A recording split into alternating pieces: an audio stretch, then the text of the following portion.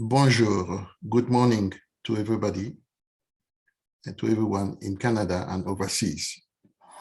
I'm Shakti Jan Bangura, President of Africa Study Group of the Canadian International Council in Ottawa. It's a pleasure to welcome you to our unconstitutional changes of government in Africa. That's the title of our today's session. I would like to acknowledge that the Africa Study Group is hosting this meeting from Ottawa on the traditional unceded Algonquin Anishinaabe territory. Je tiens à souligner que le groupe de réflexion sur l'Afrique du Conseil international du Canada tient cette session virtuelle à partir d'Ottawa, territoire traditionnel non cédé du peuple Anishinaabe Algonquin. As part of our series of debates on security and the governance in Africa, our last session 1 month ago was devoted to Sahel and Libya. Today, we are talking about unconstitutional changes of government in Africa, and we will try to highlight the African effort to remedy them. This session is bilingual with simultaneous interpretation. Please select your language of choice from the globe symbol at the bottom of your screen. You can send your questions by writing in English or French in the Q&A box. I'm seizing this unique opportunity to thank the Association of Black Conference Interpreters of Canada for graciously providing simultaneous interpretation for this session. I should insist on the fact that the Africa Study Group of the Canadian International Council is directly affiliated with the CIC, the Canadian International Council, and we strongly encourage our members to join the CIC National Capital Branch.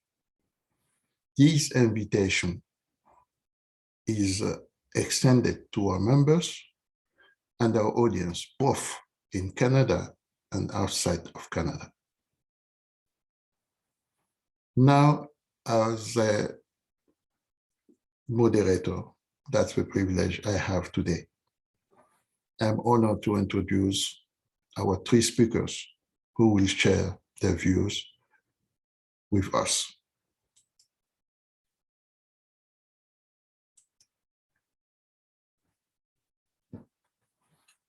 Our first speaker is Dr. Issaka Souare. He specializes on democratization, governance, peace, and security issues, particularly in relation to Africa, with wide experiences in both policy and academic research and international policy making and advice. From March 2013 to February 2016, he served as special advisor to the African Union High Representative for Mali and the Sahel, after his stint at the AU Commission at Addis Ababa as expert on early warning and preventive diplomacy.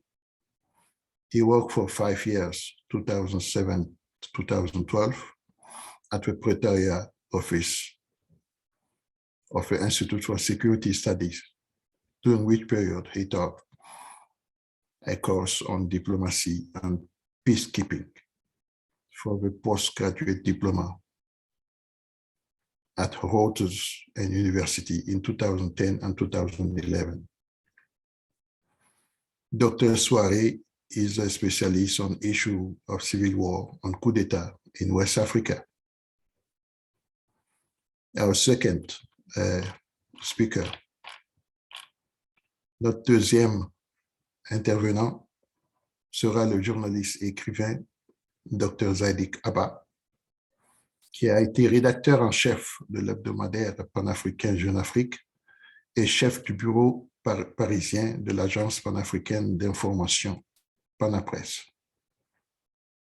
Chroniqueur et reporter pour Le Monde d'Afrique, il commente régulièrement l'actualité africaine sur plusieurs médias internationaux, dont TV5, France 24, la BBC, The Voice of America. Zaïdik travaille également sur les questions de paix et de sécurité au Sahel et dans le bassin du lac Tchad. Il est l'auteur d'ouvrages récents tels que Mali, Sahel, notre Afghanistan à nous. C'est un de ces livres pour lequel nous l'avons invité pour qu'il éventuellement nous offre le privilège d'une première revue du livre. Mais aussi, il a écrit un ouvrage qui s'appelle, intitulé « Voyage au cœur de Boko Haram ». Et il est aussi auteur de enquêtes sur le djihad en Afrique subsaharienne. Pour comprendre Boko Haram, un ouvrage qui a été revu et augmenté en septembre 2021. Monsieur Dr Abba est titulaire d'un doctorat en sciences de l'information et de la communication de l'Université de Valenciennes en France.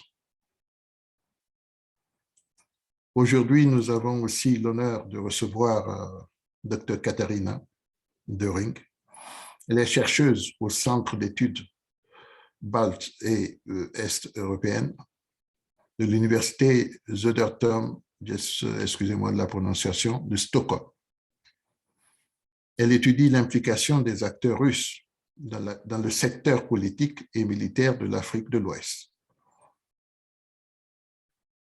Elle a obtenu son doctorat à l'Université de Leipzig en 2019 avec une thèse sur les politiques de la CEDEAO et de l'Union africaine envers le Mali et le Sahel, ainsi que sur les politiques connexes entre les États membres de cette sous-région. Elle est co-éditrice de La vie intérieure de l'architecture africaine de paix et de sécurité. Sa monographie sur la politique militaire africaine du Sahel, un thème sur lequel elle va s'étendre éventuellement aujourd'hui. Cette monographie, disais-je, est en état d'observation et traite aussi du domaine de la géopolitique critique africaine et est actuellement en cours de révision à l'Université de Cambridge. Elle a publié dans African Security, the South African Journal of International Affairs et Comparative Issues. Notre troisième intervenant, qui est en fait notre intervenant principal aujourd'hui, c'est le professeur Thomas Tiekou. Il est expert afro-canadien en relations internationales et en négociation.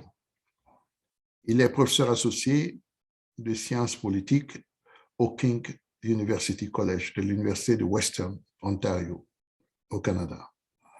Il a été directeur des études africaines de l'Université de Toronto, où il a été lauréat du prix d'excellence en enseignement. Professeur Tiekou, que nous appellerons aujourd'hui, pour les circonstances, Thomas, est auteur de Governing Africa, 3D Analysis of a Performance of African Union. Il est aussi auteur de plusieurs ouvrages et a été également consultant pour plusieurs organisations, dont le groupe de la Banque mondiale, l'ONU ainsi que les gouvernements canadiens et américains. Bienvenue à nos panélistes. Et sans trop tarder, je vais passer la parole à notre premier intervenant, qui devrait en principe être docteur Isaka. Est-ce que Dr Isaka est en ligne maintenant. Oui, il est là. D'accord. Donc, Dr Isaka, je suis content que vous ayez réussi à nous joindre malgré toutes les difficultés. Je sais que vous êtes à Conakry, en République de Guinée. J'ai un souci de connexion qui fait que c'est...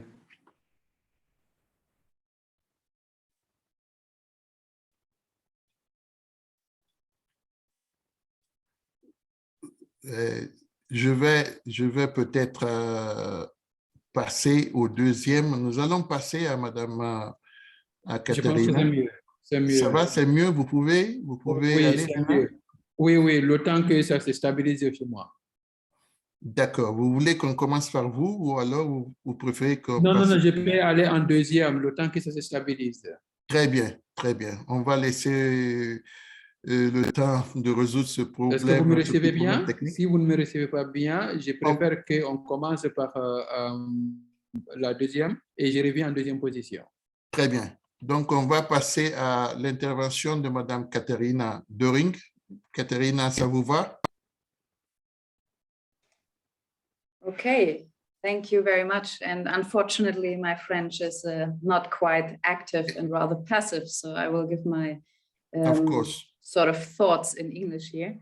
And I'm very glad to be invited to this panel and very happy to have this discussion. And it is indeed a great honor to speak to so many people who are far more knowledgeable about these things than I am.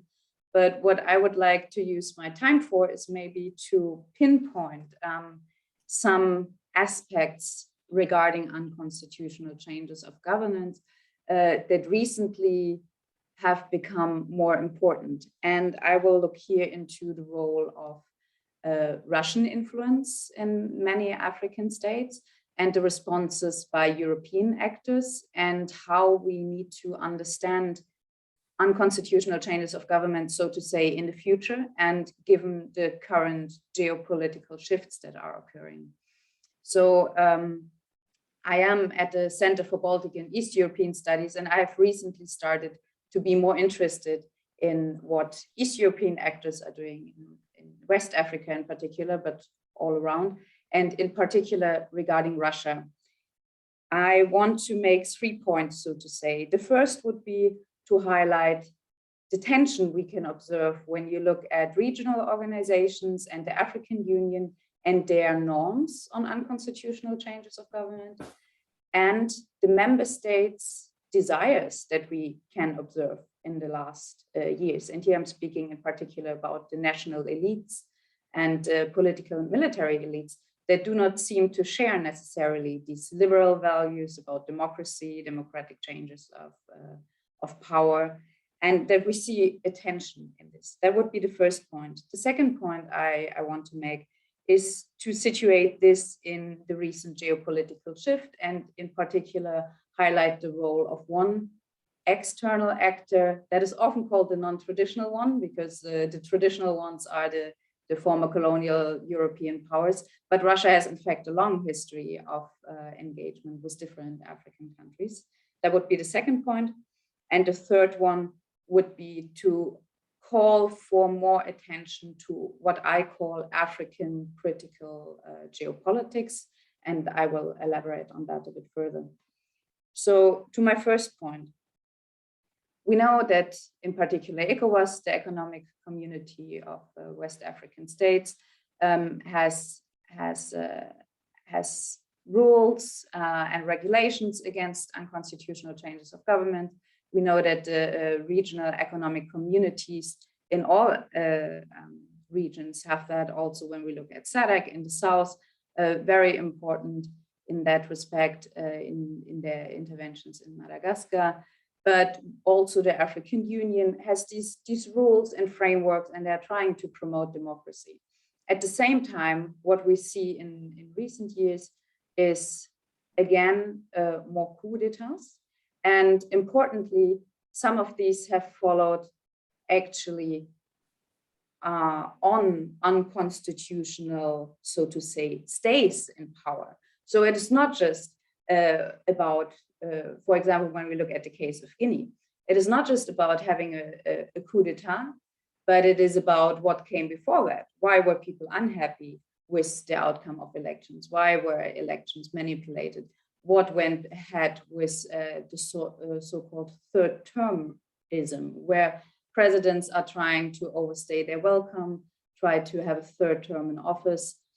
And this is a tension we need to acknowledge, and also that certain parts of the population are not quite happy in all cases with the interventions that follow these unconstitutional changes of government from regional organizations. And also other interventions of these organizations, as we see in Mali, for example, where there is a growing belief that ECOWAS, the regional organization in question, is sort of an extension of the West, of France, and increasingly people feel left out and feel not in connection with these regional organizations, and also support actually a more authoritarian, a more what is sometimes called pragmatic approach to power. So this is something I think we need to recognize and be aware of. And at this point, I would maybe like to use the attention I have right now and draw it to an edited volume that Thomas has also contributed a great chapter on. This is the recent edited volume from last year on the African peace and security architecture, Upside Inside Out. I just posted a link and a promotion code if you're interested in the book. So what we, Thomas and the other authors and our editorial team, what we actually tried here was to get into regional organizations and understand them from the inside. Who are the actors who are working there, and how does that relate to these tensions I just described with member states? Because they are part of the regional organizations, but at some point might have very different understandings of how, for example, electoral processes are supposed to work. And I think Thomas's chapter in there is brilliant in pointing out these informal practices that play a role not only on the level of national governance, but also of regional governance, when we look at the actors in the commissions of these regional organizations and how this plays together. And now to the second point. So what happens if we throw Russia in the mix? So I think some of you might be familiar with the case of Guinea and Alpha Condé's successful attempts to manipulate the constitution in 2019 and also the 2020 elections. And what has transpired and has been covered by various news outlets is that there was a decisive so-called political consultancy from Russian actors close to oligarchs with interest in mining and resource extraction, but also from the then ambassador, which was Alexander Bregadze, who actually alerted the public to what was going on by being rather uncanny and speaking out on behalf of Alpha Condé, being a great leader, and publicly saying that constitutions shouldn't be viewed as the Bible or the Quran, and that they can be changed, and that there should be a more pragmatic view. So what we saw there was a president who was wanted to stay in power and sought help from Russian officials, and there are allegedly there have been communications between him and Putin on a more personal level on how to stay in power. And this is just a small aspect. And then afterwards, of course, the political situation escalated even further with the coup in response to these rigged elections. But at the same time, there has been some initial stock taking when it comes to the Russian influence in other regimes as well.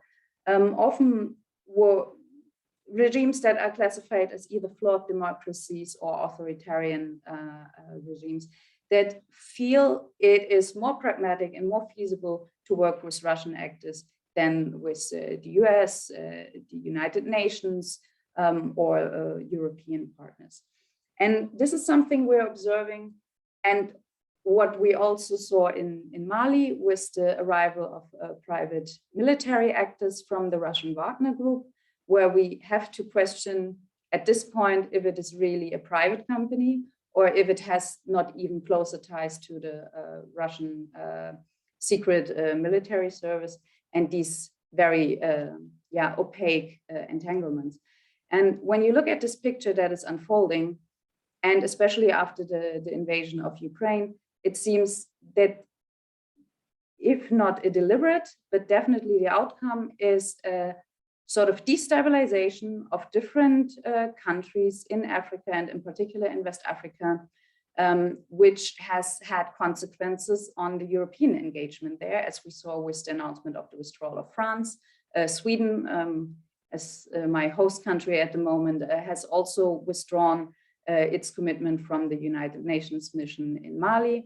Germany is to decide in May. I was recently part of discussions there where people are really discussing, is it still feasible to stay in Mali and try to support stabilization efforts? Or do we need to acknowledge that there is not a will to go into the direction that aligns with the liberal values that Germany stands for? At the same time, the question has to be if sort of traditional actors from liberal regimes withdraw, which other actors will come in and work with the national and military elites in order to further their interest. And that brings me to my third point, and I think I will also start to wrap it up with that, which is a sort of plea for looking at critical geopolitics, for looking at geopolitical narratives, because so far as I've started to venture in this field, what is quite evident, there's a lot of talking about the situation from the European side, also American newspapers, policy advisors, observers, everything. Everyone has quite an opinion on that. What we do not have on a wider scale is actually an understanding of the geopolitical narratives of West African elites. I'm speaking mainly on West Africa because that's what I'm looking at the point in time, but also of regional organizations. How do they make sense of this changing of actors, of this realignment of whose sphere of influence is supposed to be where? And what are the African geopolitical narratives on that? And to examine them critically. We have ideas about what Putin is talking about. We have ideas about what American presidents have for geopolitical narratives. We have insane amounts of literature on where European and in particular German geopolitical thought has come from. We lack this for African geopolitical thought. And there are debates, of course, when it comes. So we know a lot about Pan-African discourses and developments. We have broad literature on African regionalism, but it hasn't so far been looked at in the frame of geopolitics, which I think has to do with, of course, a bias in the field of geopolitical studies and critical geopolitical studies, which centers on dominantly European-wide political narratives. But I think it needs to be opened up, and we need to bring these fields into contact, especially going ahead as we see these major world political shifts right now, to get a better understanding of what are we actually talking about when we're talking about certain interveners when it comes to conflicts, certain countries sending troops, and what is the understanding of how we value their input there. Yeah, I think I'll leave it here, and I guess we can pick up a lot of these points later in the discussion. Thank you. Thank you so much, Katerina. I would like to mention to our audience that Katerina is joining us from Stockholm. And thank you very much for your geopolitical analysis, and especially the fact that you were able to give us some special information about some specific cases in Guinea. And I believe that our audience will have some question on those issues. I will go now to Soirée, to Dr. Soirée, if he is online now. Ça va? Vous êtes en ligne maintenant, Monsieur Soirée? Oui, je suis en ligne.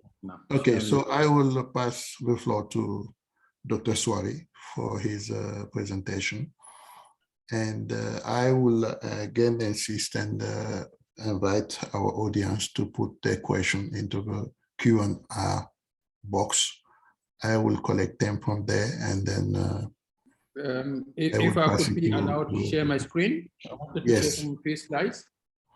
Well, from my side, I don't know if I will be able to help you, but from your side, please feel free to do it.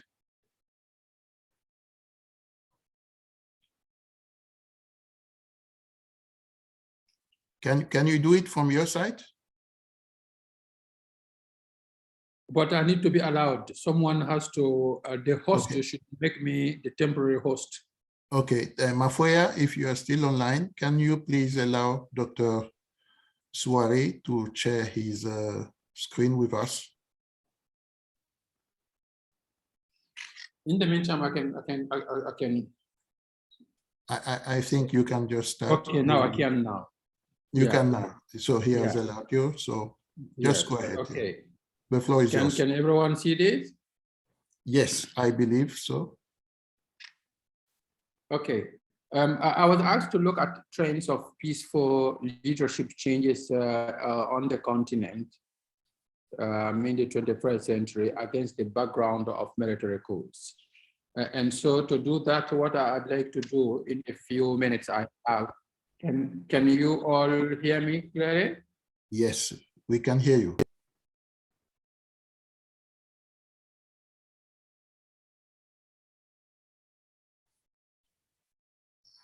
I think Dr. Suare has still. Can you hear me? You have. I can hear you. I can. Now we can hear you again. Yes. Okay. I have a connection challenge here. So I said I was asked to look at the trends of peaceful leadership change or governance issues on the continent against the background of military coups. And so I want to do that by looking at three main things. The first one, if we're looking at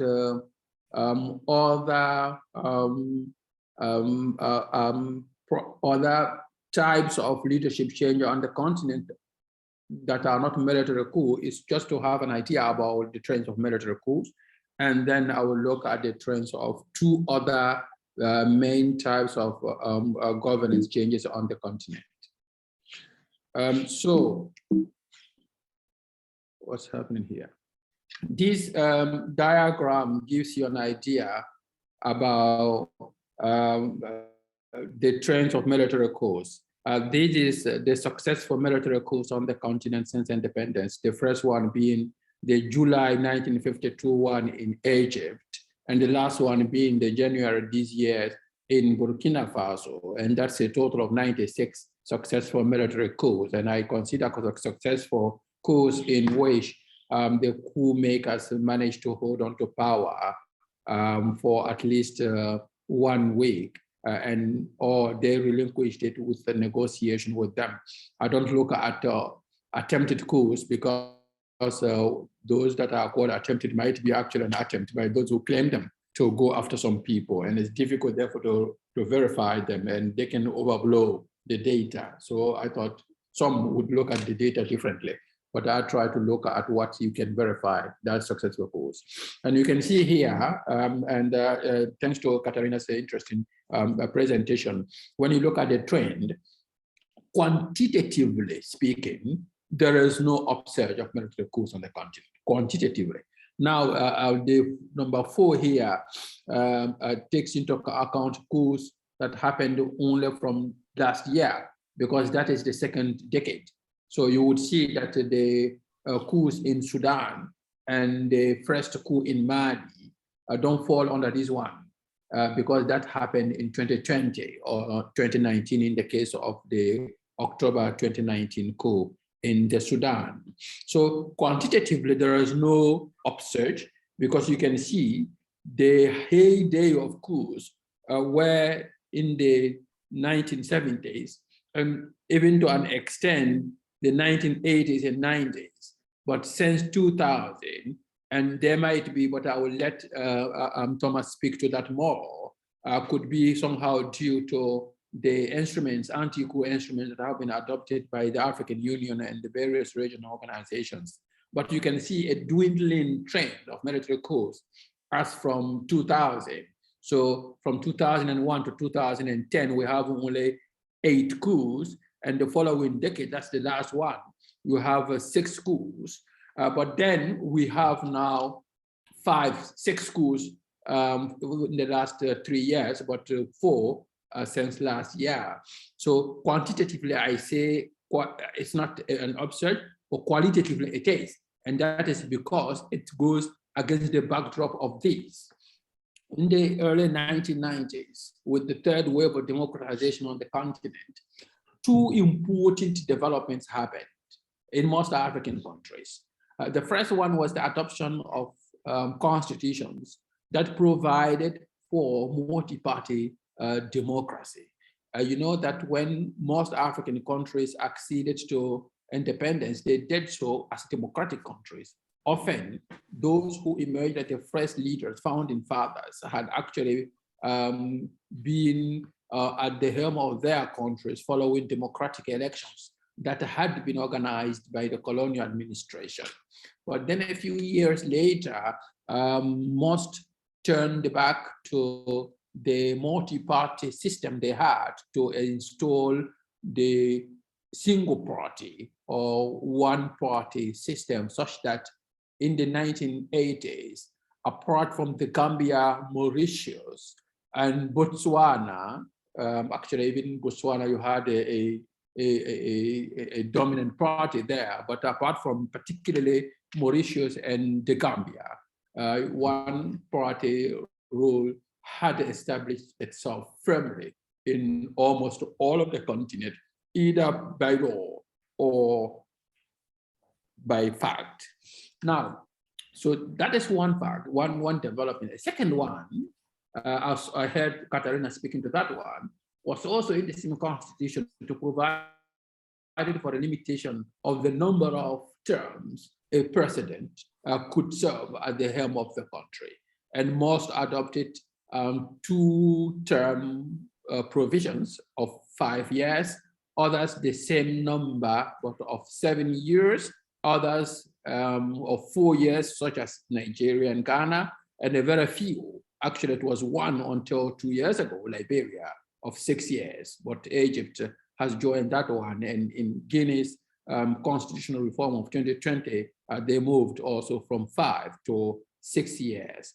But then what happened is that countries, the first president who served under constitutions providing for term limits, some respected this, we'll see that later, right now, and others towards the end of their second and last term, they molested the constitution and changed it such that they could have a third, even a fourth or more terms. And perhaps that went hand in hand with military coups, as we saw a lull, but then a coming to the presidential palaces of military leaders. Now we can see today, speaking of today, of the 55 member states of the African Union, only 12 are found not to have ever had the term limits in their constitution. These are these 12 countries you see here on the left in blue: Somalia, Eritrea, Sahrawi Democratic Republic, the Gambia, Lesotho, etc., etc. Ethiopia has a term limit for the president, but we know that the president is not the real holder of power. It's the prime minister. He doesn't have term limit. We can understand also it's a parliamentary system, and it might be difficult in parliamentary systems to provide for term limits. But this is the situation. And you have 4 countries. These are Cameroon, Djibouti, Uganda, and Gabon, who had term limit provisions in their countries, and their president removed it, and it's still not installed or reinstated in the country. Some were in this situation like Guinea, Tunisia, Togo, where the president also had removed it, but these have also reinstated the term limit provisions. On top, you have Rwanda and Congo. They were smart enough. They say we're not removing the term limit provisions, but what we will do, we will try to make sufficient changes to the constitution such that we can claim to be in a new republic. It will be a new democratic dispensation. Therefore, we set in the clock to 0. So the term limit provision is there, but it's a new constitution, a new republic, and the president can start with the term. It's actually particular in Rwanda, whereby the constitution provided that the president who was at the helm of the country at the time the constitution was adopted could serve under the new old dispensation of 7 years. Only after that, that the new dispensation of 5 years can kickstart. That means that Kagame, who was re-elected in 2015, is now serving a 7-year term until 2024. And it's only after that one, if he were to be a candidate and elected, that the 5-year term could start, and legally he may be able to stand twice again. So anyway, despite those who deal or who violate the Constitution, there have been some who have respected the Constitution. And thanks to this, we have some 30 African heads of state in some 20 countries who have respected the term limit provisions. So they came to power, they served their term limits, and they did not vie for another term, or they did not succeed in changing the constitution to vie for another term. And you have the list here. We don't have enough time, but this will be made available to you. But you can see that some countries are distinguished Cape Verde with the 3 cases already.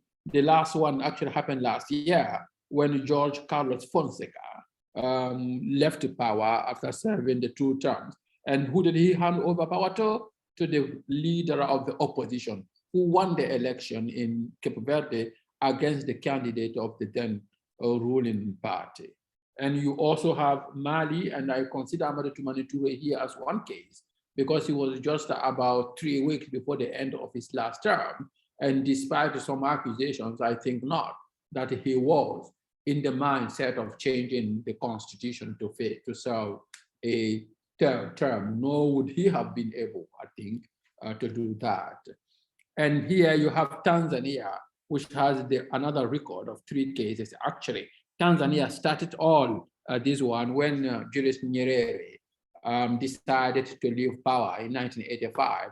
The president who came, Hassan Mwinyi, that was on the basis of a constitution that limited, and he was the first in 1995 to respect this one. One remark on this one is that in all the countries where the term limit has been respected, no one has come later to change it successfully. That is to say, there might have been presidents who came after one had set the precedent, and they had minds or ideas to change it, but they have not yet, none has succeeded in changing this one, which could mean that if a fresh president manages to respect this, perhaps it could be establishing a tradition in the country whereby those who come after him or her would respect this position.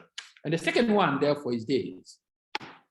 Some presidents, because of the establishment of that multi-party democratic system, have actually put themselves to the test of elections. They were defeated and they left power. And I can also count some 30 of them since 1990, 30 of them. Some were defeated. They tried to play with the time, but they were in the end removed from power. So you can see also the list here. I said 30, not 31, because the first you see happened before 1990. And I thought that a cutoff data from 1990 would allow us to have a time series that is standardized. And so you see here, when they came to power, some actually had been to power, particularly those who left in the early 1990s. They had come to power for some handsome years before they left power, but they, in the end, did leave power when they were defeated. And the last one to do that one, actually, was last year in Zambia, where the current president, Hakainde Hichilema, defeated Edgar Lungu. And that was outright from the first round. Edgar Lungu conceded the defeat. So these are some trends of peaceful leadership change on the continent that contrast with, and I think also could relativize the cases of military coups to show that while you have coups. And actually, because qualitatively, one can see there are still military coups because now you have instruments and you have these governance issues that are there. One would have thought that we should be actually visiting the cemetery of military coups, but they seem to be die hard.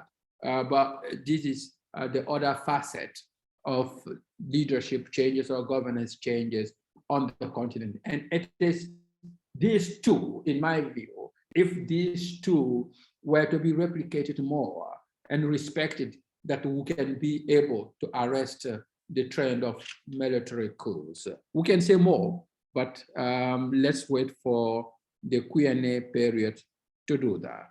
Thank you.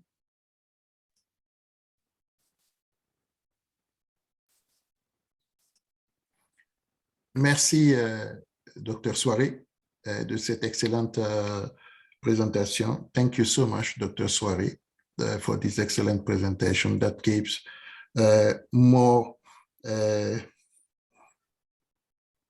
better view of the presentation that was previously made by Katerina.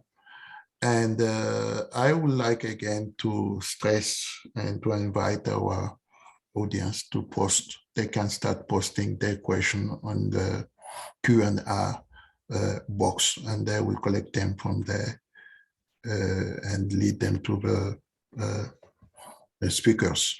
Merci beaucoup, Dr. Soiré. Merci, Dr. Katerina. Now we will go to the third speaker, who is Zadik Abba. Zadik Abba will make his presentation in French, and I invite our audience to use the box, the globe, to change and choose the language they want to use for this presentation.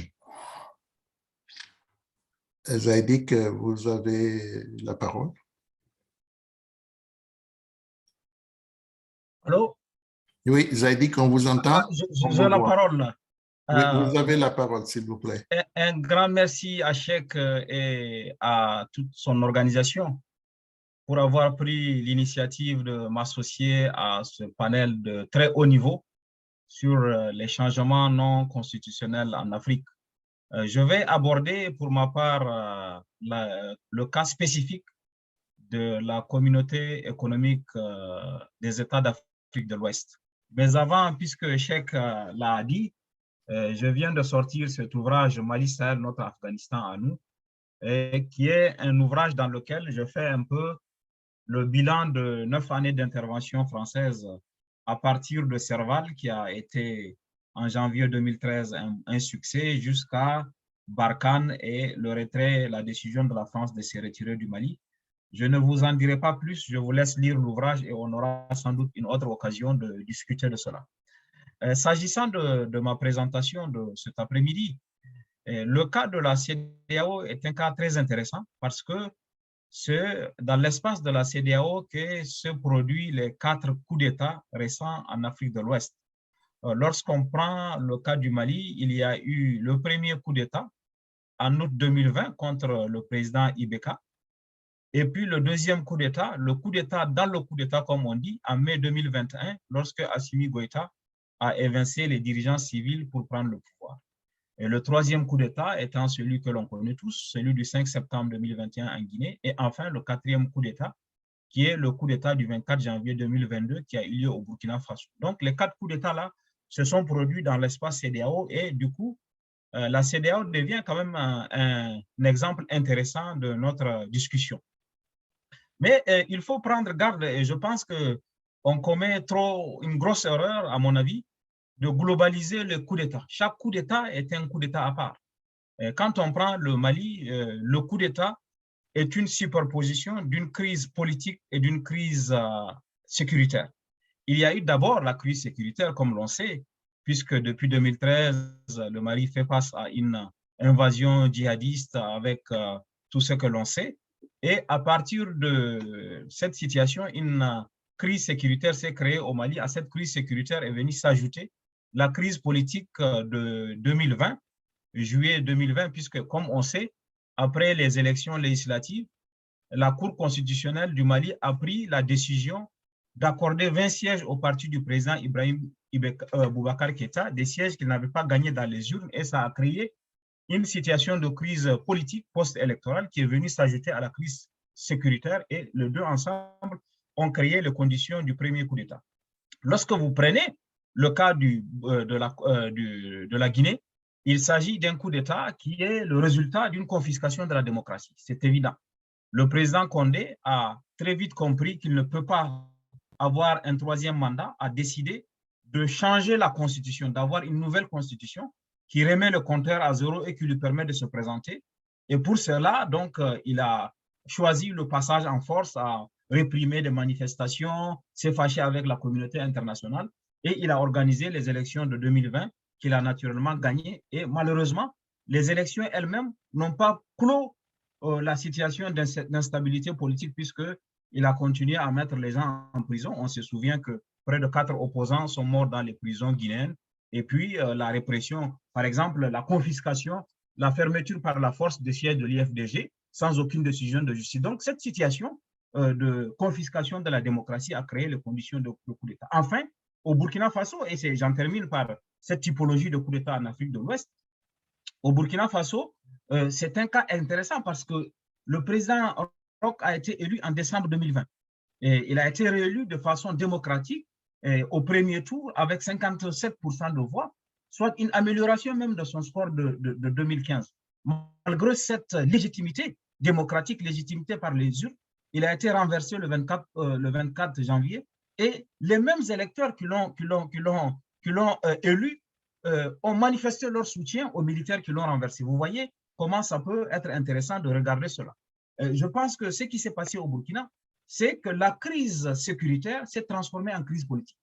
La crise sécuritaire que l'on sait, qui a commencé en 2013 et qui est devenue presque ingérable, s'est transformée en crise politique à partir de juin 2021. Parce que comme on sait, en juin 2021, il y a eu l'attaque du village de Solan, dans le nord-est du Burkina, où 160 civils ont été massacrés par le groupe djihadiste. À partir de Solan, il s'est produit un tournant dans la vie politique au Burkina, parce que pour la première fois, l'opposition a commencé à contester la stratégie antiterroriste. Et cette contestation de la stratégie antiterroriste par l'opposition et la société civile a conduit à la crise politique après l'attaque de novembre 2021. Parce que lorsqu'on sait qu'à Inata, dans le nord-ouest, en novembre 2021, les djihadistes ont attaqué un camp de gendarmerie, ont tué 53 gendarmes, et on a découvert à l'occasion qu'il y avait un problème de gouvernance dans le secteur de la sécurité. Donc la crise sécuritaire s'est transformée en crise politique, contestation du régime, contestation de son incapacité à gérer, et ça a conduit au coup d'État du 24 janvier. Donc, vous voyez, il y a, selon les pays, les coups d'État ne sont pas les mêmes. On ne peut pas faire une globalisation en disant il y a un retour de coup d'État en Afrique de l'Ouest. Non, en fonction des situations, les réalités ne sont pas les mêmes, et il est aujourd'hui encore trop tôt pour tirer une leçon, dire qu'il y aura d'autres coups d'État en Afrique de l'Ouest, parce que les coups d'État dépendent des contextes nationaux et il n'y a pas de généralisation possible. La deuxième chose que je voudrais aborder, c'est la réaction de la CEDEAO. Comme on l'a vu dans le cas de chacun des coups d'État, sauf le deuxième coup d'État du Mali, c'est intéressant de le regarder. Dans le cadre des 3 coups d'État, quand on fait Mali, il y a 2 coups d'État dans le Mali à lui seul, mais à chaque fois qu'il y a eu un coup d'État, la CEDEAO a immédiatement suspendu le pays. Parce que le protocole additionnel de la CEDEAO, qui a été adopté en 2001 à Dakar, prévoit qu'en cas de changement non constitutionnel, il faut immédiatement suspendre le pays. La difficulté de l'exercice, c'est qu'on ne dit pas c'est quoi le changement non constitutionnel. Parce que lorsque quelqu'un vole les élections pour se maintenir au pouvoir, est-ce qu'il s'agit d'un coup d'État civil, comme on entend dire maintenant, ou est-ce qu'il s'agit d'un changement non constitutionnel? Sur ce point, les protocoles de la CEDEAO ne sont pas très définis. Mais en tout cas, l'article 45 du protocole additionnel de juin 2001 précise que lorsqu'il y a un changement non constitutionnel, on peut suspendre le pays, et la CEDEAO a appliqué et continue d'appliquer de façon mécanique cette disposition de son protocole. J'ai fait une parenthèse pour parler du deuxième coup d'État au Mali, parce que, comme on l'a vu, lorsqu'il y a eu le deuxième coup d'État, celui de mai, la CEDEAO n'a pas pris de nouvelles sanctions contre le Mali. Elle a simplement dit qu'elle accepte que Assimi Goïta conduise la transition, à condition que les militaires respectent le calendrier qui prévoit la fin de la transition au mois de février 2022. Les sanctions sont venues simplement quand les militaires maliens ont décidé de ne pas respecter le calendrier. Et les sanctions ont été prises, comme on sait, le 9 janvier 2022 à Accra. Si l'auditoire le souhaite, on pourrait y revenir. Vous voyez, donc, il y a dans l'espace de la CEDEAO une application des changements non constitutionnels. Mais la faiblesse, et je voulais évoquer avec notre auditoire ce sujet, la faiblesse de l'approche de la CEDEAO, c'est qu'elle n'est pas là lorsqu'on voit les signaux du coup d'État. Parce que les coups d'État ne se font pas comme ça, ne se créent pas ex nihilo. Il y a des signaux qui prouvent qu'on est en danger de coup d'État. Personne ne peut être surpris qu'il y ait eu le coup d'État en Guinée parce que la confiscation de la démocratie, la façon dont le pouvoir était géré, ne pouvait que conduire à la force, puisque le pouvoir en place a choisi de faire cette épreuve. Et au Mali aussi, on a vu presque venir le coup d'État parce qu'il y avait le mouvement du 5 juin qui s'est créé, qui continuait à faire ces attaques. Donc, on a presque vu venir le coup d'État. Pendant cette période où il y a des signaux de coup d'État, où il y a des dangers, il n'y a pas de diplomatie préventive de la part de la CEDEAO qui amènerait à trouver des solutions qui éviteraient le coup d'État.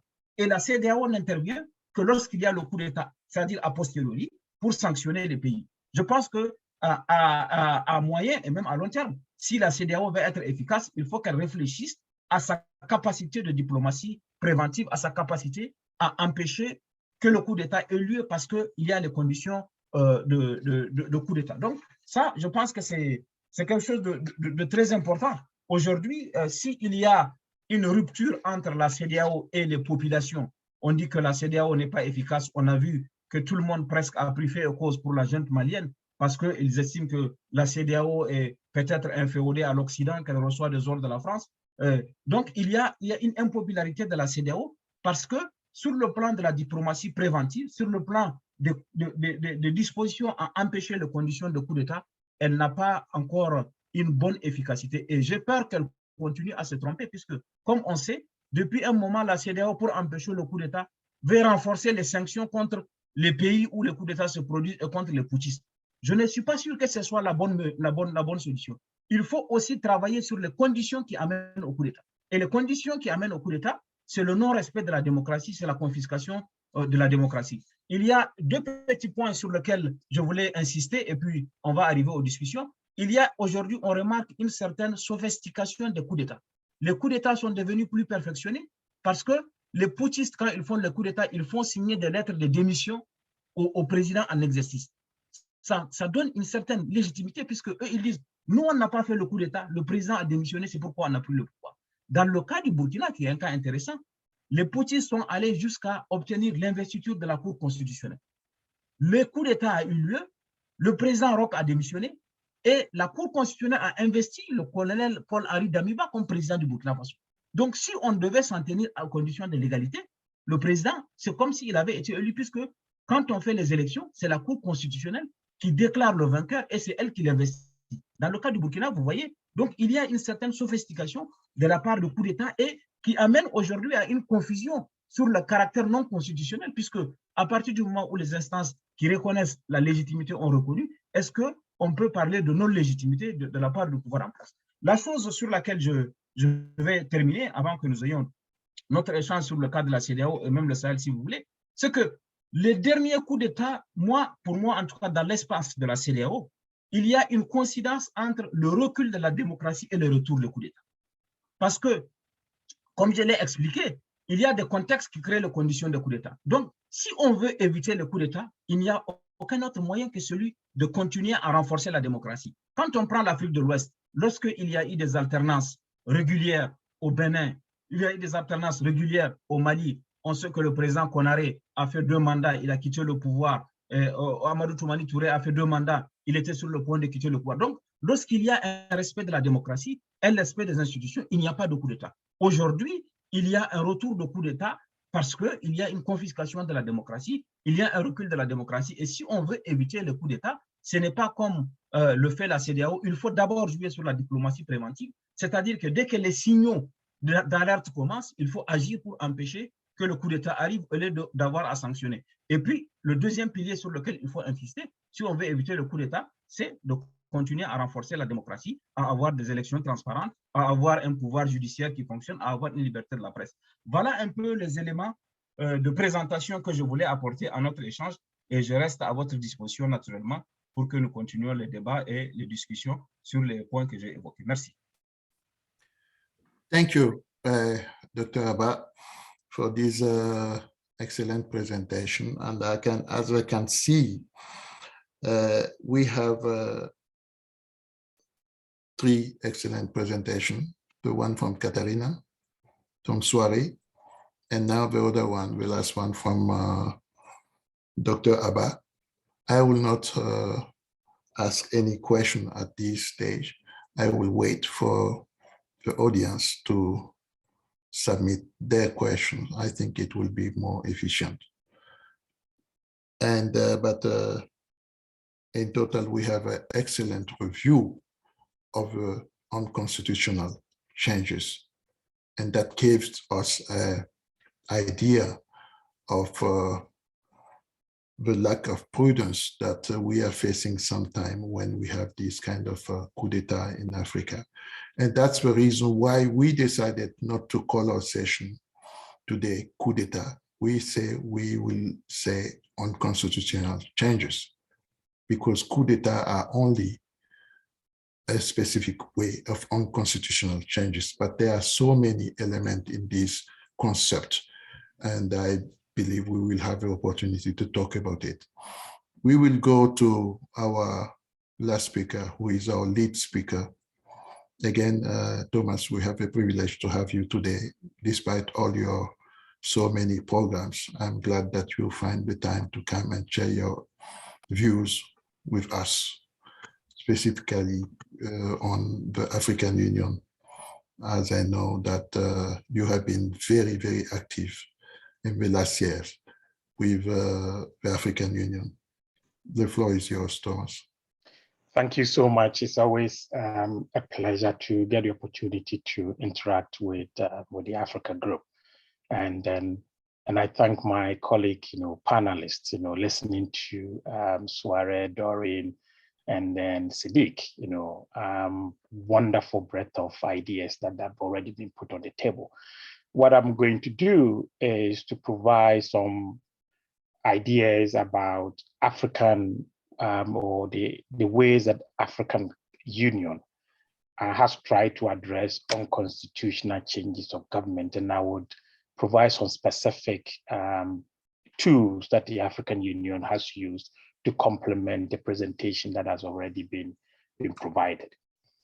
To think about the African Union's, and I'll try and bring in ECOWAS so that we'll get a good sense of what has been done on the African continent. And the part of the reason why I wanted to go through, I will not take too much time, but wanted to go through it because these development on the African continent is often not known, because AU and African Regional Organization are notoriously poor in terms of communicating what they do on the ground. And therefore there's often a tendency for those, if you don't pay close attention to the AU or even the OAU, then you may think that nothing is happening on the African continent.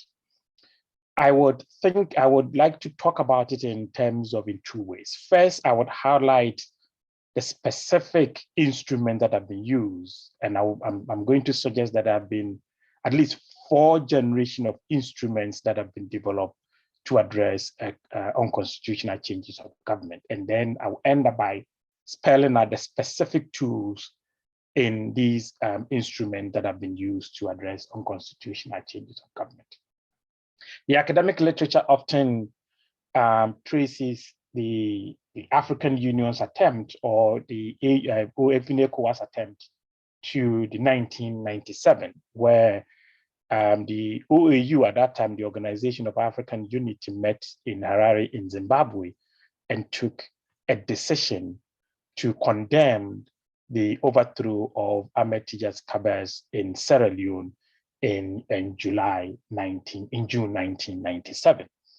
The reason why that became very popular was that was an exceptional view that OAU at that time took to publicly condemn a military coup. In the past, OAU had accepted unconstitutional coup leaders as part and parcel of the leadership of the African continent.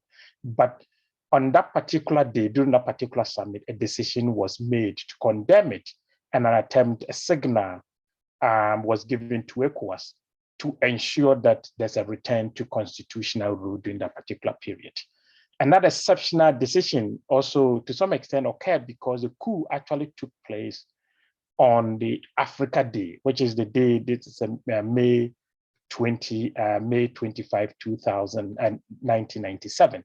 And the African leaders at that time thought it was unacceptable that on the day, on the Africa Day, unconstitutional changes of government should take place on the African continent, particularly given all the effort that has been made to provide stability in Sierra Leone. But actually, if you pay close attention to it, the first decision by the OAU to actually go in and prevent constitutional rule took place 2 years actually before in Comoros in 1995, where the OAU at that time took a decision to condemn a mercenary overthrow of the government of the Comoros Island and dispatch at that time Syed Dennett to go in and negotiate and help to transition Comoro back into civilian rule. So that's the first one. So I call it the first generation of African attempt to prevent coup, condemnation, and then dispatch of a negotiating dispatch of an envoy to go and help them to transition into it. The second generation then leads to not just only condemnation, but then an attempt to specifically set a timeline for the military regime or for the government to then return the country to military regime. And that occurred in 1999 when the OAU again in Algiers at the Algiers meeting took that particular decision and made a firm declaration that countries that have where a military regime have taken place should return those countries to constitutional order by the next summit, by 2000, right? The next summit, which is the June summit of the OAU. So I call it the second generation because this one was a specific timeline that you have to return to these particular, you have to return to normality according to the OAU during the particular. All this at this time, there has not been, it was only targeting classic military rule. It was not an expensive attempt to address different forms of unconstitutional changes of government until what I call the third generation in 2000 in Lomé, where the specificity of unconstitutional changes of government began at OAU at that time and began to spell them out. And in the OAU Lomé Declaration, and unconstitutional changes of government, they move away from coup d'etat to the language of unconstitutional changes of government. And the unconstitutional changes of government is now spelled out in 4 ways. First one was a military coup against a democratically elected government will be considered as an unconstitutional changes of government. The second was that intervention by a mercenary to replace a democratically elected government will be considered as an undemocratic form, as an unconstitutional change of government. And third, replacement of a democratically elected government by armed dissidents and groups will be considered. And then the last one, which was a very interesting one, was the refusal by a government to leave office after free, fair, and regular elections. So that was the next generation of movement to address this. And then the fourth generation is a generation not just only to define it, but actually to legalize it by making it an obligation on countries, on state parties, where the AU at that time, the AU had not taken place, made it part of its legal instrument, the Constitutive Act of the African Union, Article 4P, specifically indicated and outlined these unconstitutional changes of government as against the rules of engagement for African countries. So that's the first thing. Then the second element was also to put all these documents together in a treaty or a charter on democracy, elections, and governance, which was adopted in 2017. There are two things that I want to highlight on this particular point, what very interesting dimension of it. Two things happened. During the legalization process, there was an attempt to insert a clause that spelled or that specified that manipulation of constitutions in order to retain power will be considered or be as part of an unconstitutional change of government. It was one of the reports that Sir Janet and Kabele Matalusa actually provided as part of it. Interestingly, during the discussion at the ambassador level, they dropped that particular principle to the disgust of both Kabele at that time and then Ambassador Janet, who at that time was the head of the African Peace and Security Director at the Commissioner for Peace and Security. That was the first thing, because the idea was that without that umbrella anchor, what you have done is that you've locked in the countries, right? The leaders have been locked in, others can come in. And therefore, if they can manipulate the constitution, it would allow them to stay on power, and that will open the space for unconstitutional changes of government. But for some reason, the ambassadors decided to drop it. The second thing that I'll highlight, which was to be part of the legalization process, was an attempt to set a term limit on the leaders to prevent the possibility of this third term limit. And Uganda, at that time, Museveni, and Rwanda opposed and moved for that to be amended. And that's why you find a very vague references to it in the Charter of the African Union. Okay, so the point I'm trying to say is that there has been a tremendous move on the part of the Africans to develop institutional framework to address this coup d'etat. I have to point out, though, that this development, interestingly, did not receive the support of the so-called countries, the democratic countries around the world. So to some extent, the AU became an island of its own in terms of pushing for these democratic principles. So what I'm trying to suggest is that you have your US's, your Canadas, your French, and so forth, that are liberal internationalists and promote it, did not come to the aid to support the African Union. So it was easy for one or two countries to push the African Union to dilute it. And I want to highlight this particular point for you. The second point that I want to highlight is the fact that increasingly there has been an attempt by some leaders to dilute the African Union's principles on unconstitutional changes of government by suggesting that the African Union should address unconstitutional changes of government on a case-by-case basis instead of blanket. And a number of countries use the Arab Spring, where AU had difficulty in identifying whether to support popular uprising or to stick to it automatic suspension of countries or government that come to power through unconstitutional means. And we know from a number of documents that a number of Western countries, to some extent, did not support the AU move to specifically prevent unconstitutional changes of government, and these Western countries to push the AU to adapt a case-by-case approach. And I can give you a number of examples to do that. And in particular, in 2013, when the coup occurred in Egypt, AU was the only international organization globally to declare it as a coup d'etat. The US and other international organizations, either they kept quiet or pretended that what happened was not a coup, was not a coup d'etat, and therefore should be addressed differently. When the Chadian issue occurred, it was France that actually emerged to suggest that Chad issues should be treated separately because Chad has a very peculiar security concerns and therefore should be addressed in that way.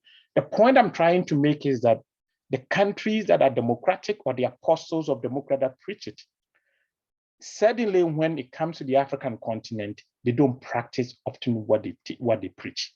And that is often what the difficulty really is. That if you look at what the AU and ECOWAS the two have done in the last 20 years or so, it's an enormous, but if you look at in terms of support for it, there has been very minimal support, or some of them lukewarm support, or sometimes outright pressure behind the scenes on the African Union to take a very minimalist approach to addressing a military coup on the African continent. And I think a forum like this gives us an opportunity, in my view. There has to be a fifth generation of norms that should emerge. That is one, there has to be the term limit requirement, which already had been developed and was dropped, had to be brought back. And then the manipulation of constitution has to be also reintroduced into the legal instrument of the African Union. I will stop it here and I will be so happy to take any and entertain any question. Thank you so much for the opportunity and I look forward to the discussion. Thanks a lot. Merci, Professor Thomas. This is our last presentation. Now we will go to the questions. We receive some questions in French and in English. I will ask the panelists eventually to look at them, but I will also pass some of them to you. And depending of your availability, please feel free to pick up any of those questions. The first question, let's go here. The first question is say that it's very good to differentiate between the different unconstitutional changes. But why is it so that some countries are successful in democratical process and some others are not in Africa? And the question is also, there is another question linked to this one. Why are the majority of the countries where we have a coup d'etat from former, why those countries are former French colonies?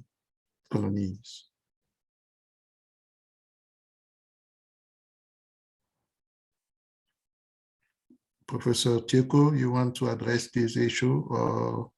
I will be happy to take a couple of the questions. So let me take the first one: why some countries are successful, and then why some are unsuccessful. I think for me, you have to go back to domestic political calculations, right?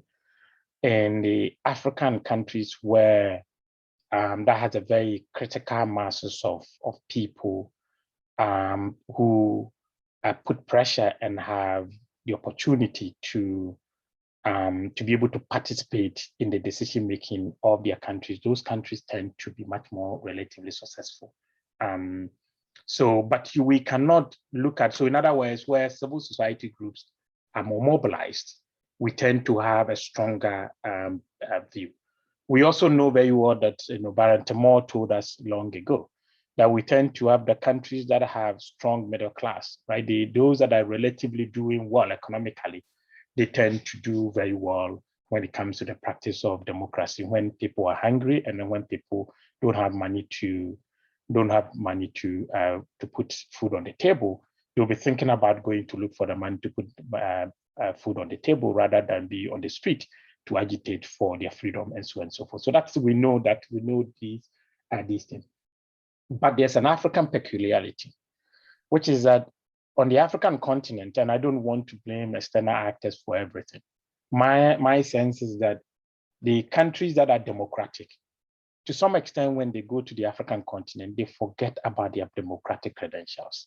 So, and I will not, including Canada, US, and others, where they preach democracy on the international stage, but behind the scenes, the practices are not they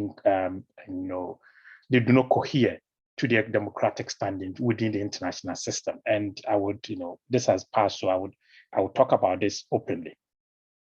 In 1993, I was reading a charter between the then Secretary General of OAU, Ahmed Salim, and the US ambassador to Burundi. When a coup occurred, Ahmed Salim was saying that there's no way that Mr. Buyoya should be allowed to be in power. And you have the US ambassador posted, pushing Ahmed Salim to say, oh, this is a wonderful man. He can be able to manage the countries and so having a democratic government putting pressure on an African leader the head of an African institution to allow an unconstitutional change of government to occur. So if you look at 1993, the same thing happened. My sense is that the Chadian issue would have been addressed differently if France had not come out openly in the first instance to say that that issue has to be addressed differently, and therefore the son of the dead president should be encouraged to be the leader. That would have been addressed different. So the point I'm trying to suggest is that African partners have to be very consistent and have to ensure that their practices at home are exported at the international, and they do it both in private. What they say in private should be consistent with what they say in public. And that's the first point. That's a broader point. I'll leave others to address the other question.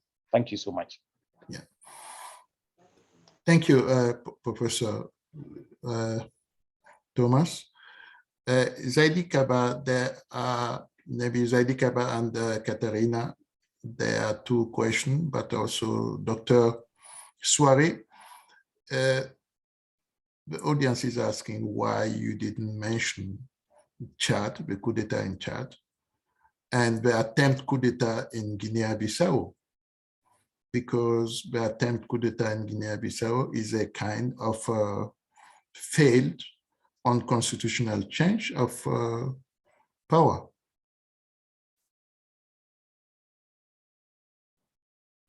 Monsieur Soirée, Dr. Zaidi, vous m'entendez? Moi, je vous entends. Oui. Je peux aller, si vous voulez. La question est de savoir, l'audience vous demande pourquoi vous n'avez pas parlé du Tchad et aussi du coup d'État manqué en Guinée-Bissau, parce qu'il pense que le coup d'État manqué en Guinée-Bissau était aussi une forme de changement inconstitutionnel qui a échoué, en fait. Non, si je peux intervenir, puisque j'ai été presque interpellé nommément, j'ai vu, M. Abba, pourquoi vous n'avez pas inclus le coup d'État au Tchad? C'est parce que mon sujet concernait la communauté économique d'Afrique de l'Ouest. Le Tchad est membre de la communauté économique d'Afrique centrale. Et depuis quelque temps, le Tchad a tenu un statut de pays associé à la CEDEAO parce qu'il y a des actions qui sont communes. Quand on prend la lutte contre Boko Haram, le Niger et le Nigeria, qui sont des pays de l'Afrique de l'Ouest, travaillent avec le Tchad et le Cameroun. Donc, le Tchad est invité souvent aux réunions de la CEDEAO, mais le Tchad n'est pas membre de la CEDEAO. Et comme mon sujet, c'était la CEDEAO, je n'ai pas parlé du coup d'État au Tchad. Mais le coup d'État du Tchad est un élément intéressant d'analyse. Et comme a dit l'intervenant précédent, ça résume un peu l'ambiguïté de la communauté internationale. Et ça affaiblit son discours sur la condamnation du coup d'État. Vous ne pouvez pas être crédible lorsque vous condamnez le coup d'État au Burkina Faso, lorsque vous condamnez le coup d'État au Mali, et vous ne condamnez pas le coup d'État au Tchad en disant non, que c'est une situation exceptionnelle, parce que même au Tchad, la Constitution a prévu le mécanisme de dévolution du pouvoir lorsque le président disparaît brutalement. C'est au président de l'Assemblée nationale d'assurer l'intérim pendant une période de 45 à 90 jours. Ensuite, c'est pendant cette période qu'il faut organiser des élections pour désigner un nouveau président. Tout cela n'a pas été respecté. Le Conseil militaire de transition a pris le pouvoir et toute la communauté internationale s'est empressé de reconnaître ce régime et de considérer qu'on peut travailler avec lui parce que le Tchad, on a besoin du Tchad pour faire la lutte contre le terrorisme. Donc, il y a la complaisance de la communauté internationale qui peut encourager souvent à amener à des situations non constitutionnelles. En fonction de ses intérêts, elle peut essayer de fermer les yeux sur des changements non constitutionnels. Je pense que ça, il faut que ça change véritablement si on veut que la communauté internationale soit prise au sérieux. S'agissant de la Guinée-Bissau, il y a eu une condamnation de la CEDEAO a condamné la tentative de coup d'État. Et ce n'est pas encore le coup d'État, on ne peut pas sanctionner les auteurs puisqu'ils n'ont pas pris le pouvoir, mais le principe lui-même de la tentative de coup d'État a été condamné par la communauté internationale. La CEDEAO, par exemple, a publiquement fait un communiqué pour condamner. Voilà ce que je voulais dire par rapport à ces deux points. On va avoir l'occasion de revenir si d'autres questions sont posées. Docteur Katharina et Docteur Soiré, est-ce que vous pouvez, will you be able to say something about the preventive action of AU? I know that Dr. Soiré, you have been active in some activities of AU on preventing coups d'État in Africa.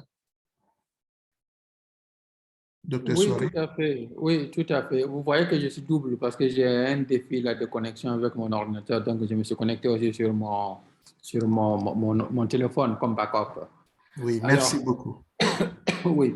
Alors, en ce qui concerne, il y avait une question spécifique qui m'avait été adressée par une certaine Louise Oumé Oui. par rapport aux tendances des changements pacifiques et comment est-ce que, parce que le tableau, la banque de données que j'ai présentée montre qu'il y a effectivement eu des alternances réussies aux urnes dans certains pays et la question de la participante était de savoir alors qu'est-ce qui explique la non-réussite de ces alternances pacifiques dans d'autres pays.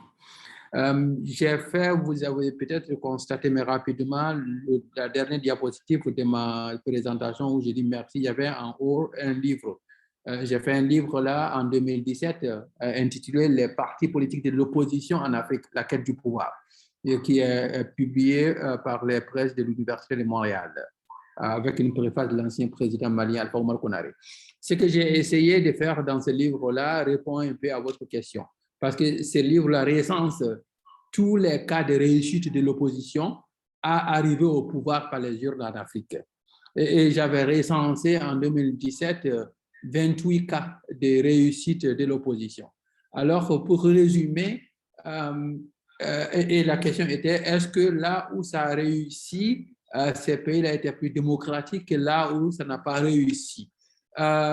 Oui, avoir un minimum de niveau de démocratie est une condition sine qua non. Un État autoritaire à tous égards ne pourra pas assister à une alternance, mais pas que ça, parce qu'il y a eu des alternances dans des pays qu'on considère plus tard comme démocratiques, mais seulement suite à cette alternance.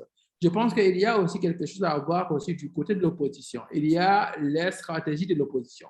Et tous les cas que j'avais recensés, c'était dans des cas où était intervenue une bipolarisation de l'opposition, c'est-à-dire la création d'une coalition gagnante. Donc, là où il y a plusieurs partis politiques et vous restez dispersés, eh ben, ça fait le jeu du parti au pouvoir. Parfois, le parti au pouvoir n'a même pas besoin de truquer les élections pour les remporter. Et donc, il faut voir aussi la stratégie des partis d'opposition qui, en se donnant la main, en venant ensemble, peuvent rendre le système un peu bipartisan, comme a dit Maurice Duverger. C'est là où nous avons des pays où il y a un système bipartisan, le Ghana, le Cap-Vert, la Sierra Leone, c'est-à-dire il y a deux partis qui s'imposent sur les autres. Et l'alternance, c'est facile, parce que quand les citoyens sont fatigués avec un parti, ils ont une alternative prête à aller. Mais lorsqu'il y a plusieurs partis, mais les gens vont se demander, est-ce qu'en votant pour ces partis-là, qui n'est pas soutenu par une large majorité, est-ce que je suis en train de voter utile? Donc, c'est ce que je voulais dire par rapport à cette question. Revenons maintenant à la question de l'Union africaine. Je pense que, comme a dit Thomas, il y a des instruments, certains, et l'instrument contre le coup d'État était celui dans la mise en œuvre duquel l'Union africaine s'était distinguée le plus, c'est-à-dire avoir la cohérence là-dessus, sauf le Tchad. Là, vraiment, le cas tchadien, l'Union africaine a péché en ne restant pas fidèle à son propre principe. Les arguments qu'ils ont posés, à mon avis, ne tiennent pas parce que l'importance stratégique du Tchad, j'ai fait partie du panel du haut niveau, le groupe de haut niveau sur l'Égypte en 2013, dirigé par l'ancien président Alpha Omar Konaré. L'Égypte est un grand pays, mais l'Union africaine avait eu le courage de suspendre l'Égypte. Et je pense que ça, c'est une erreur à rectifier. On ne peut pas dire la même chose par rapport à la CEDEAO, par contre, parce que je pense que la CEDEAO est restée cohérente. Et en ce qui concerne ce que la CEDEAO pouvait faire avant le coup d'État, je pense qu'il faudra voir aussi en fait ce qu'elle peut faire de par ses instruments, parce que c'est une organisation intergouvernementale. Elle ne peut pas faire des choses, même si que nous le souhaitons, si elle n'a pas mandat de faire ça. En Guinée, où je suis là, je pense que beaucoup ont dit à la CEDEAO, mais pourquoi vous n'avez pas empêché le troisième mandat d'Alpha Condé? Comment est-ce que la CEDEAO pouvait le faire? Le protocole additionnel de la CEDEAO de 2001 dit qu'il n'y a aucune modification substantielle aux lois relatives aux élections dans les 6 mois avant les élections. C'est ce que les États membres ont réussi à donner comme mandat à la CEDEAO. La CEDEAO a appliqué ça au Niger en 2009. Quand Mamadou Tanja a fait modifier la Constitution en août 2009, alors que son mandat arrivait à terme en décembre, la CEDEAO a sanctionné le Niger, a suspendu le Niger. C'était une décision courageuse. La première fois qu'on sanctionnait un pays, on suspendait ce pays-là de par la faute de son président en exercice. Alors, les Guinéens et les Ivoiriens ont tiré des leçons du cas nigérien. Qu'est-ce qu'ils ont fait? Ils ont dit, alors, la surface de réparation pour être sanctionnée par la CEDEAO, c'est 6 mois. Ben nous, on va être un Sadio Mané. On va frapper fort loin de la surface de réparation 1 an avant, 8 mois avant, et la CEDEAO est désarmée. C'est comme vous êtes un juge, quelqu'un dit qu'il a vu un criminel, mais ce criminel-là avait été intelligent de porter des gants. Il a commis son crime. Alors, cette personne vient voir, j'ai vu ce criminel-là commettre un crime. Alors, quelles sont vos preuves? Non, je l'ai vu. On n'a pas laissé de traces d'empreintes. Il n'y a pas de footage. Donc, je pense que là, la CEDEAO a du chemin à parcourir, mais parfois aussi son fonctionnement n'est pas très connu de beaucoup de populations. Et donc, j'ai fini par dire et être d'accord avec Sidik, il faut jouer sur l'amélioration du registre de gouvernance pour pouvoir prévenir les coups d'État, mais aussi communiquer suffisamment sur son mode de fonctionnement pour que les populations comprennent comment est-ce que ces organisations-là fonctionnent. Merci. Merci, Dr. Soiré. Ça rejoint effectivement ce dont Dr. Zadik parlait. Dr. Katerina? Dr. Katerina, are you still there? I think I have not much to add to this excellent and very detailed and rich arguments to what actually is needed to do, other than maybe highlight again communication, what Thomas said, but also now Dr. Soiré.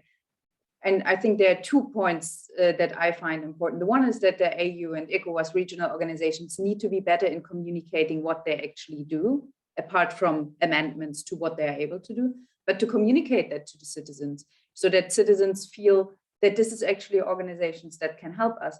And the second part, I think Thomas has highlighted this brilliantly, the so-called liberal West, the liberal democracies with all their promises over decades and decades, again, changing stances in foreign policy when it suits their own interests when it comes to governments in Africa. And I think this is what I highlighted in my presentation. This is what actors like Russia, but also China and others can now kind of use, because people are disappointed. Because you have all these values and democracy, but then when it comes to our leaders, you are turning a blind eye just because you want to fight terrorism or whatever it suits you now. And of course, a strong man like Putin can come with a certain image that, we skip those discourses and we just have pragmatic politics, and that is very, very susceptible. You know that it's like a nice new change of rhetoric. And I think in that sense, it would be important for European Union countries, but also I think Canada and the US to actually owe up and say, well, we have made mistakes in the past, and this is where we are seeing now a crisis in liberal values, a crisis in multilateralism, and we need to be more honest to our values. So I think communication for various actors is extremely important. Otherwise, we're going to look into the next 10, 20 years with even more problems, because we have a global trend of more authoritarian values because people are disappointed. Yeah. And maybe in the same context, we have a principle of R2P, the responsibility to protect. And we know that this responsibility to protect African lies in the hand of African states first. It's a responsibility of African people themselves. But Professor Thomas just draw attention to a certain passivity of support from the international communities when we have unconstitutional changes in Africa. And this, we can see this specifically from the European countries and from the EU, where we have different reaction from different people. Can we say that we are facing a kind of passive complicity sometime from the international community when we have these unconstitutional changes in Africa, especially from the European countries where we have the former colonial power? They are all concentrated in Europe. Maybe I would touch on this a little bit.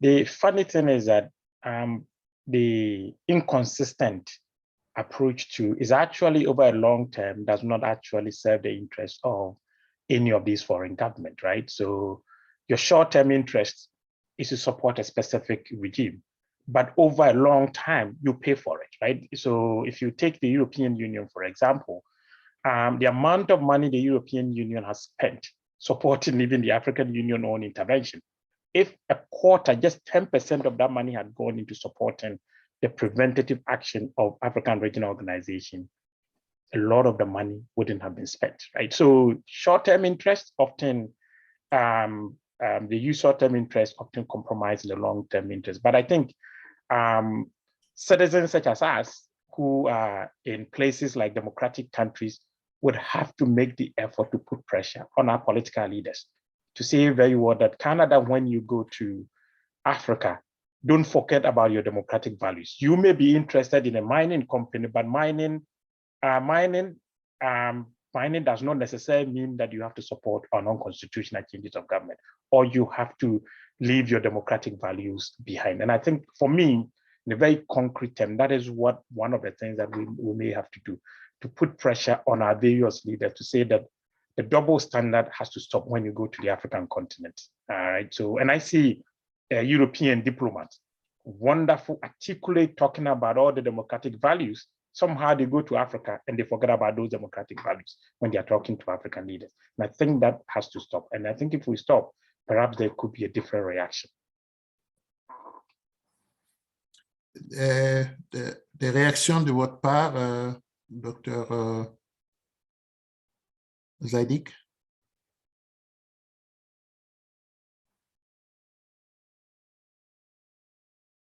Dr. Abba?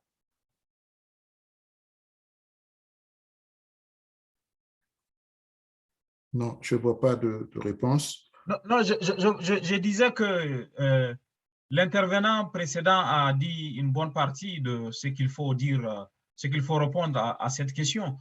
Et souvent, je pense qu'il y a une sorte de considération. On a souvent entendu ici en Europe dire que oui, mais l'Afrique n'est pas encore mûre pour la démocratie, c'est peut-être dangereux, ils ont beaucoup d'ethnies, ils vont s'affronter, il y a beaucoup de religions. Donc, il y a, je pense que ces préjugés un peu historiques, coloniales, qui n'a pas encore été évacué dans certaines capitales occidentales. Et ça crée cette confusion, ça amène à cette situation de complaisance en pensant qu'il y a une démocratie de seconde catégorie dont on peut s'accommoder, les tricheries électorales, les fausses élections, etc., dont l'Occident peut s'accommoder. Et ça, c'est un très mauvais signal. Je pense que si il y a eu le vent de la démocratisation dans les années 90 à 2000, c'est aussi parce que l'Occident a accompagné les rapports internes de force. C'est les forces politiques nationales qui ont créé les conditions de l'avènement de la démocratie, mais avec le soutien sans ambiguïté de l'Occident.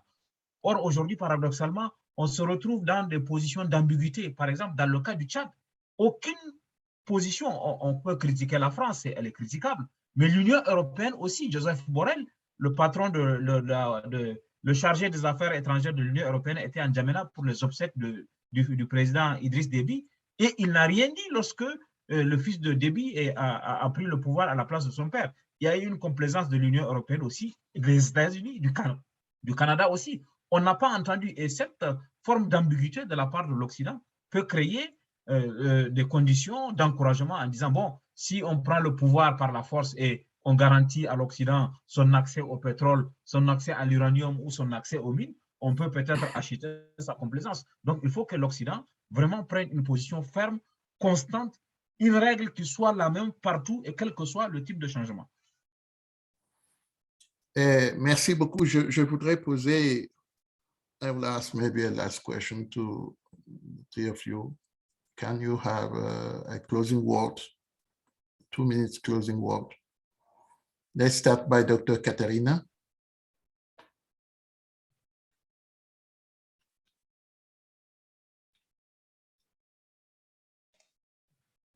Sorry, I didn't hear. Yeah, I was just asking. I say we are closing in 5-6 minutes, and I was asking for your closing words. Closing words are always hard, but I really would stress again communication, and I guess from European and democratic external actors to acknowledge their mistakes. I am very frustrated very often that as well the German, but also the European Union, there have been so many mistakes, and I think we need to speak openly and say, okay, this has gone wrong, and now we try to be better, because otherwise, as I said, they are authoritarian powers on the rise that would like to come in where people are frustrated by European actors, I guess. Yeah. Thank you. Yeah. Dr. Soirée? Merci beaucoup. 2-3 mots. D'abord, le premier, c'est que les applaudissements qu'on voit pour la prise du pouvoir par les militaires ne sont pas nécessairement pour les militaires, mais sont souvent contre les régimes déchus. Il ne faut pas qu'on se trompe. Et lorsque des militaires se trompent de ça, peut-être qu'ils se disent on a une carte blanche, ben, le divorce peut arriver. Donc, c'est pour dire aussi que les coups d'État ne sont jamais salutaires qu'à posteriori. On ne peut pas qualifier un coup d'État de bon jusqu'à ce que les putschistes quittent le pouvoir après avoir honoré leurs engagements initiaux, parce qu'au cours des chemins, ils peuvent dériver. Deuxièmement, je pense qu'il est important pour les institutions africaines et les pays africains aussi de prendre leurs responsabilités. Ce que les partenaires en dehors du continent peuvent faire est très, très important, mais on ne contrôle pas les agendas des partenaires à l'international. Et ce que nous pouvons contrôler, c'est le nôtre, et souvent on peut leur imposer nos agendas. En Égypte, par exemple, l'Union africaine était presque la seule organisation à condamner et suspendre l'Égypte. Mais ça a mis les pays occidentaux dans une situation délicate, au point qu'en 2014, pour l'organisation de son premier sommet États-Unis-Afrique, Barack Obama a conditionné la participation de l'Égypte à la levée de la suspension par l'Union africaine. Donc, je pense que si nous prenons nos responsabilités, n'attendons pas que les autres viennent faire ça à notre place. Je pense que cela non seulement peut nous aider, mais ça peut aussi mettre ces autres-là dans une situation délicate de devoir se différencier, de partir de ces principes-là pour respecter l'Union africaine. Et finalement, il faut renforcer les mécanismes de bonne gouvernance sur le continent, à commencer encore par les citoyens qu'ils ne doivent pas se laisser instrumentaliser par les politiques, mais aussi à connaître et à lutter pour leurs droits de façon pacifique. Mais la CEDEAO, l'Union africaine, il faut vraiment renforcer nos systèmes de gouvernance. Et pour finir, l'autonomie financière. L'autonomie financière de ces organisations qui va leur permettre de renforcer ou de se doter d'un pouvoir de bâtons et de carottes. Parce que si vous n'avez pas ces deux pouvoirs-là, vous allez imposer des sanctions, les pays vont dire, bah, écoutez, on va faire autre. Si on est l'Union européenne, la menace de sanctionner un État membre va vraiment faire trembler cet État membre-là. Et pour ce faire, il faut avoir cette autonomie financière, ne pas dépendre des autres. Je ne crois pas en la charité dans ce système international. Merci. Merci beaucoup. Thank you, Dr. Souare. Dr. Abba? Non, je ne veux pas être très long. Je vais souligner 2 points rapides puisque j'ai été invité à intervenir sur la CEDEAO. Je pense que la CEDEAO doit adapter aujourd'hui ses instruments aux exigences du contexte et à l'évolution de la situation sociopolitique. Le pacte additionnel a été adopté en 2001 à Dakar. Nous sommes 20 ans après.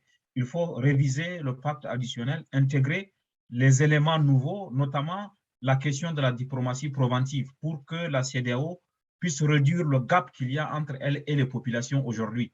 Presque un peu partout, la CEDEAO est décriée par les populations pour son inefficacité. S'il y a des instruments qui sont insuffisants, il faut les adapter parce que la communauté est une communauté pour les peuples. Ce n'est pas simplement une communauté pour les dirigeants. Donc, il y a ces besoins d'adaptation. La deuxième chose, à mon avis, et j'insiste là-dessus, le remède contre les changements constitutionnels, les coups d'État, ce n'est pas les menaces de sanctions. La CEDEAO a dit récemment qu'elle va réviser pour rendre les sanctions encore plus sévères. Mais c'est bien de peut-être d'envisager, mais il faut aussi travailler en amont sur la question de la diplomatie préventive, sur la question du renforcement de la démocratie. Le seul remède contre le coup d'État, c'est le renforcement de la démocratie, la création des institutions fortes, et c'est ça qui va nous éviter d'avoir des coups d'État aujourd'hui ou demain en Afrique. Merci beaucoup, Dr. Zadik. Professor Thomas. Thank you. Also from me, 2 words. The first one is that I think there has to be a recognition that there are no angels in politics anywhere in the world, and certainly not on the African continent. And therefore, political leaders everywhere are self-interested. They want to stay in power everywhere. And therefore, there has to be a pressure from below, from civil society groups and stakeholders to put pressure on political leaders. And there has to be a pressure from above, from the international community on those political leaders to open up the political spaces for popular participation or in the decision-making process. That's the first thing that I would say. The second point, and I'll tie it to, because I'm an eternal optimist, that we should not allow the few African countries that are going through undemocratic changes to cloud our view that there are a number of African countries that are doing relatively on the democratic slide. We don't hear about them. You don't hear about your Cape Verde, your Mauritius, and so forth, because they are doing relatively well, right? If you are doing relatively well, you don't hear about them. But there are some countries that are, and those countries, they need support from the international community in their effort to do that. On that front, I want to say that there's a new movement to create a new generation of norms to address unconstitutional changes of government, to prevent them from happening. So, and I know that the African Union had a meeting in Accra 2 weeks ago to think about it. I know that the president of Ghana has specifically made, when he addressed it, that there has to be an opening to address what we now call, constitutional coups, where constitutionally elected government use their position to manipulate constitution in order to stay in power, often to close spaces for political competition. That movement to introduce a clause to prevent manipulation of unconstitutional means and also to set the term limit is gathering momentum. And I would like to call on countries such as Canada and others to lead and to support that particular effort to create a new generation of norms, because these norms are very helpful research by Suarez and others have demonstrated that the first generation of norms really were effective on the ground. And we need a new generation today. And I like to see countries such as Canada support that effort, because a peaceful, democratic African country or African countries is they are in the interest of Canada. And it will be very helpful for Canada, for visibility, for everything, to lead the international court, or at least to lead on that effort or play a role in helping to create a new generation of norms that will prevent unconstitutional changes from happening. Thank you so much for inviting me. And I thank everyone for listening to me. Merci, merci. Thank you to everyone. We have come now to the end of our session. On behalf of the Africa Study Group of the Canadian International Council, National Capital Branch, I would like to thank our 4 panelists, Professor Thomas, Dr. Katarina, Dr. Swari, Dr. Abba Siddiq. I am grateful to my colleagues of Africa Study Group Secretariat and the members who work tirelessly to make this webinar happen. I would like to address a special greeting to our Vice Chair, Marcia, who was not able to attend this session, but who actually initiated this section and organized the session. Hi to you, Marcia. I hope you will be able to see the recording that is going to be posted on the YouTube. We have other questions and many other issues. We are not saying that we have the monopoly to stop unconstitutional changes in Africa, but we hope that this session today was helpful, and I believe it was. The next webinar of the Africa Study Group will be on April 20th, and we will talk directly about Mali. And we will also invite again our colleague that we have here today, Dr. Zaidik, to present his book, Mali, notre Afghanistan. That's all for today. I wish you good health, and depending on where you are, a good day, good afternoon, and good night. Merci, à la prochaine. Merci beaucoup.